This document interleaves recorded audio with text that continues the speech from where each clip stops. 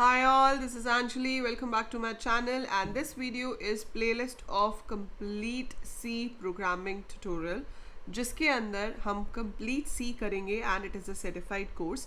So अगर आप सारी videos देख रहे हो, आप channel के subscriber हो and you comment under every video, at the end you are eligible to give a test and submit a project. Once you do that, आपको Subhash educational trust which is a government recognised trust के through एक certificate issue होगा that you have learned C online on my channel, right, which will be valid everywhere. So this is course plus the certification and its absolutely free. आपसे कोई charges नहीं लिए जा रहे हैं, ना ही कोर्स के और ना ही सर्टिफिकेशन के, राइट. सो अभी हम जो आज टॉपिक करने वाले हैं वो है मिसप्लेस्ड एल्स. सो हमने कंडीशनल स्टेटमेंट्स करी, हमने देखा इफ़ कैसे यूज़ होता है, नेस्टेड इफ़ कैसे यूज़ होता है, else if ladder, everything, how does it work. But जब आप प्रोग्राम्स करते हो, at times you get an error and that error is called misplaced else. अब ये एरर क्यों आता है, कैसे ठीक करेंगे, what are the reasons, that is what we are going to look for today. So अभी मैं आपको बताती हूँ मिसप्लेस्ड एरर क्यों आता है. ठीक है, आपको जब इफ़ स्टेटमेंट सिखाई जाती है तो आपको मैंने बताया था कि हम लिखते हैं इफ़ के साथ राउंड ब्रैकेट में आप लिखते हो कंडीशन. ठीक है, एंड आई टोल्ड यू कि हम इसके पीछे सेमीकोलन नहीं लगाते, राइट. हम इसके पीछे सेमीकोलन नहीं लगाते and we write down the statements. Clear. ठीक है, अब इसके साथ एल्स हो भी सकता है, नहीं भी हो सकता है. अगर आप देना चाहते हो कि कंडीशन फॉल्स होने पे क्या होगा तो आप इसके साथ एल्स लगा सकते हो और यहाँ पे स्टेटमेंट्स दे सकते हो. परफेक्ट. अब देखो, मैंने एक प्रोग्राम लिखा.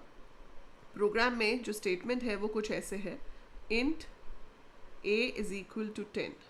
ठीक है, देन आई चेक कि अगर a 7 से बड़ा है, ठीक है, तो प्रिंट करो hello and then print करो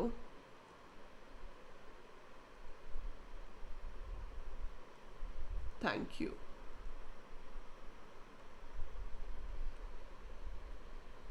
ठीक है, अब I have not given the curly brackets. So अगर मैंने curly brackets नहीं दी हैं तो by default सिर्फ पहली statement if के साथ consider होती है.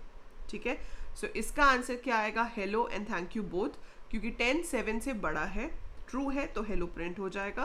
अदरवाइज में तो कुछ है ही नहीं, यहाँ पे एल्स है ही नहीं, तो अगर बड़ा है तो हेलो प्रिंट हो जाएगा और उसके बाद थैंक यू भी प्रिंट होगा. पर मान लो ये 10 ना होता, ये 6 होता. सो a ग्रेटर देन 7 फॉल्स है तो वो सिर्फ इस लाइन को स्किप करेगा, वो हेलो को प्रिंट नहीं करेगा. आपके पास सिर्फ आंसर में थैंक यू आएगा. क्यों? क्योंकि उसने इन दोनों को इफ के साथ नहीं लिया, उसने सिर्फ इस स्टेटमेंट को इफ के साथ लिया, सिर्फ दिस को. ठीक है, सो जब हम कर्ली ब्रैकेट नहीं देते तो सिर्फ पहली स्टेटमेंट जो है वो इफ के साथ कंसिडर होती है. आई बात ये समझ है ना. ये पहली चीज़ है, ये समझ आ गई कि अगर आपके पास कर्ली ब्रैकेट गिवन नहीं है तो only first statement is considered to be with if. अब अगर मैं ये कोड लिखती हूँ, मैंने लिखा if a greater than 7 whatever, and मैं यहाँ पर अपनी तरफ से लिखना चाहती हूँ 2 लाइन्स कि एक तो हेलो प्रिंट हो जाए और एक वेलकम भी प्रिंट हो जाए. और अगर नहीं है तो क्या होना चाहिए, it should print thank you. ठीक है, और मैंने यहाँ पे दे दिया एल्स, और यहाँ पर थैंक यू. ये मैं आपको प्रोग्रामिंग वाले सेशन में रन करके भी दिखाऊंगी.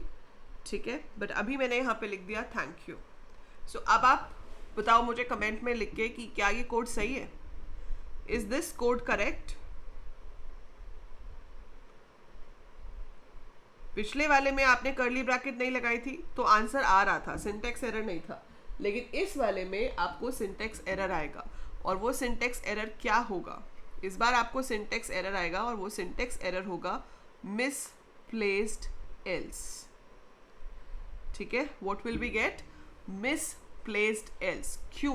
क्योंकि एल्स बिना इफ के नहीं हो सकता. एक एल्स को इफ के साथ लिंक्ड होना बहुत ज़रूरी है. We can not have an else without an if statement. ठीक है, अब आप कहोगे इफ तो है मैम, तो कैसे मिसप्लेस्ड एल्स हो गया.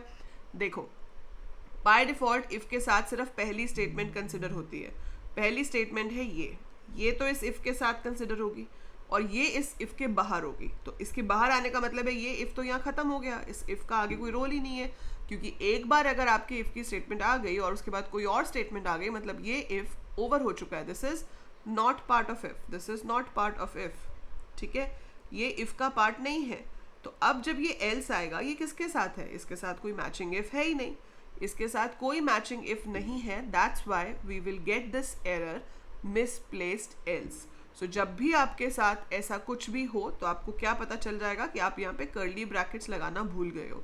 अगर आप यहाँ कर्ली ब्रैकेट्स लगा दोगे आपका ये एरर हट जाएगा। So if you have more than one statements, always remember कि it has to be in curly brackets, right. So एक रीजन तो ये होता है मिसप्लेस्ड एल्स का।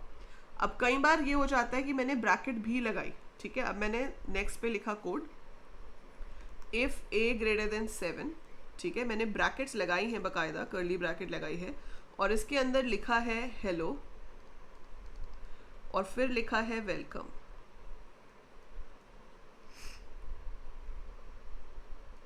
ठीक है। ब्रैकेट बंद की, फिर लिखा एल्स, एल्स में एक ही स्टेटमेंट है तो ब्रैकेट नहीं भी लगाएंगे, कोई फर्क नहीं पड़ता। So I write printf and I write thank you, ठीक है। ये कोड है मेरे पास, this is perfectly fine. But कभी कभी हमें जैसे आदत होती है कि हर जगह सेमीकोलन लगा देते हैं। आपने गलती से यहाँ सेमीकोलन लगा दी। अब जब आप यहाँ सेमीकोलन लगा देते हो तो क्या होगा? वो ये नहीं कहेगा इफ के पीछे सेमीकोलन क्यों लगाया है, वो क्या एरर देगा? फिर से मिसप्लेस्ड एल्स, फिर से क्या एरर आएगा? Misplaced else. क्यों? अब क्यों मिसप्लेस्ड एल्स? क्योंकि सेमीकोलन का मतलब होता है end of the statement. So that says कि इफ हमारा यहीं पे खत्म हो गया, इफ इज कंप्लीट, इफ यहीं पे ही खत्म हो गया, इट इज सिंगल स्टेटमेंट में ही इफ हमारा खत्म हो गया। ये जो स्टेटमेंट्स हैं ये दोनों इफ के साथ कंसिडर होंगी ही नहीं। So these two statements are not going to be considered with if. ये दोनों इफ के साथ रिलेटेड ही नहीं है, तो फिर ये एल्स कहाँ होगा? ये इफ के साथ ऑब्वियसली रिलेटेड नहीं हुआ, तो फिर एरर आएगा मिसप्लेस्ड एल्स, ठीक है। तो कभी भी इफ के पीछे अगर सेमीकोलन लगा हो, जैसे कि अगर आपके पास यहाँ पर होता int a is equal to 6, ठीक है, और आपने यहाँ पे चेक किया होता if a greater than 7, else होता ही नहीं, और इसके पीछे सेमीकोलन होता और आपने यहाँ पे प्रिंट किया होता कुछ भी से हेलो। सो 6 है तो 6 के हिसाब से कंडीशन फॉल्स है, हेलो प्रिंट नहीं होना चाहिए। लेकिन जब आप इस कोड को रन करके देखोगे आप देखोगे कि हेलो प्रिंट हो रहा है। If you run this code करके देखना और मुझे कमेंट्स में बताना कि आउटपुट क्या आया। So it will print hello although the condition is false. क्यों? क्योंकि ये इफ यहीं पे ख़त्म हो गया, ये प्रिंट एफ इसके साथ है ही नहीं, ये प्रिंट एफ इसके साथ है ही नहीं। तो अब चाहे इसमें 6 हो चाहे 16 हो, आंसर हमेशा हेलो आएगा, बिकॉज ये लाइन हमेशा प्रिंट होगी। It is not linked with your if because we have a semicolon at the end. अगर एल्स होता तो फिर मिसप्लेस्ड एल्स आता, इसमें एल्स था नहीं, इसलिए सिर्फ ये लाइन एग्जीक्यूट हो जाएगी। तो एक छोटा सा सेमीकोलन आपकी पूरी चीज़ का मतलब बदल सकता है। सो आप सेमीकोलन कहाँ लगाओगे उसके लिए you have to be very specific. It is always after the executable statements, conditions के बाद सेमीकोलन नहीं आता है, ठीक है। So that's how we write this. I hope ये समझ आ गया होगा आपको अच्छे से। If yes, do click the like button, share the video with maximum of your juniors, classmates, batchmates जो भी C प्रोग्रामिंग सीखने में इंटरेस्टेड है। C एक ऐसी लैंग्वेज है जो आपको BCA एंट्रेंस में भी हेल्प करती है, फिर आपके कोर्स में भी हेल्प करती है, और उसके बाद जब आप कैंपस प्लेसमेंट्स के लिए जाते हो तो भी हेल्प करती है। So it is not only कि कोर्स में है, it is useful at all stages if you want to be a computer science programmer. So go ahead, do it thoroughly, I will help you to do it thoroughly. हम पहले C का course करेंगे, इसके बाद हम test your C skills और exploring C books आती हैं जिसमें आपके पास प्लेसमेंट्स की प्रिपरेशन के लिए क्वेश्चंस होते हैं। पॉइंटर्स इन सी मैं आपको सारी कराऊंगी, एक एक करके हम सब कुछ कंप्लीट करते जाएंगे। But subscribe the channel and stay with me, it's absolutely free, and share it to maximum people so that the channel can grow and I feel more motivated कि मैं आपको और ज़्यादा क्वालिटी कंटेंट प्रोवाइड कर सकूँ। That is it for this video. I will see you in the next one. Till then keep watching, keep learning.